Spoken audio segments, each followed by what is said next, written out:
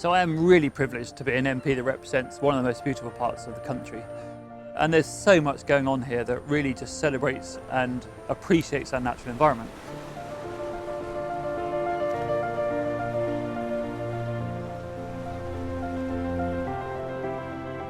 It's about collaboration, I think. It's a really collaborative effort down here, and we slowly built momentum, and that collaboration was key. It felt to me like the best hope that we have of getting some kind of legislation from central government.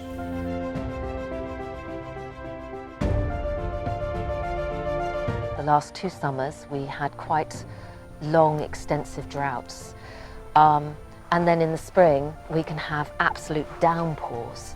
And you know, that's quite difficult as a farmer to navigate around, and we don't know from season to season what that's going to look like, what we can plan for, because that's what climate crisis is. It's a not knowing.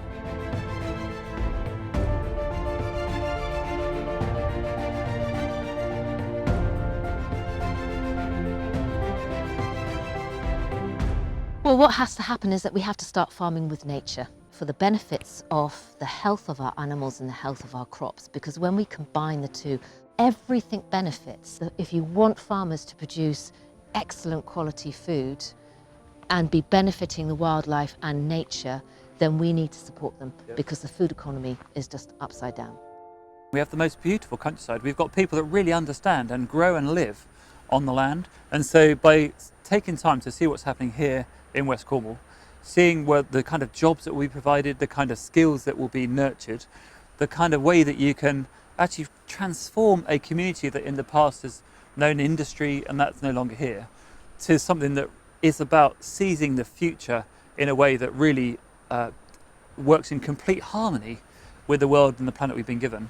That's what gets me excited, and that's why this bill gives nothing to fear for those of us that are in charge of making the decisions to move forward.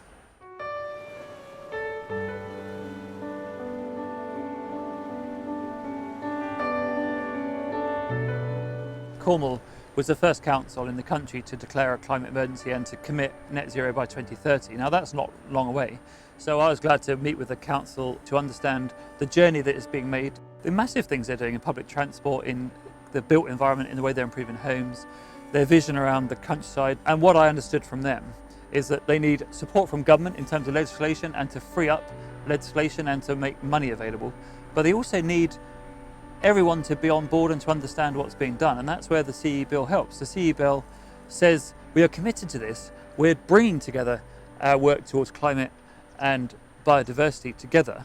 We are going to do it together, and that includes all of the general public.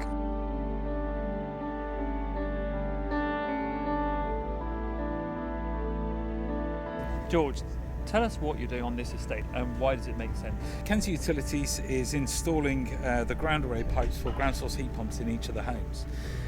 The ground source heat pump pipes, they extract the heat from the ground down to around about 110 metres below the houses, and they take that 10 or 11 degrees out of the ground and they use it in the heat pumps inside each house. So you're providing another utility available to everyone living on this estate.